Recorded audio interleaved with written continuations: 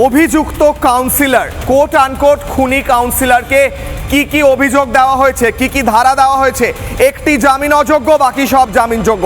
দেখুন মমতা বন্দ্যোপাধ্যায়ের পুলিশ কি ধারা দিয়েছে। জামিনযোগ্য ধারা বিএনএস এর 115(2) ধারা ইচ্ছাকৃতভাবে আঘাত, এটা হচ্ছে জামিনযোগ্য। প্রথমটা হচ্ছে জামিন অযোগ্য, বিএনএস 103/1 ধারা খুনের অভিযোগ, সর্বোচ্চ শাস্তি মৃত্যুদণ্ড বা যাবজ্জীবন। তারপরেরটা হচ্ছে জামিনযোগ্য, বিএনএস 115/2 ইচ্ছাকৃতভাবে আঘাত করা।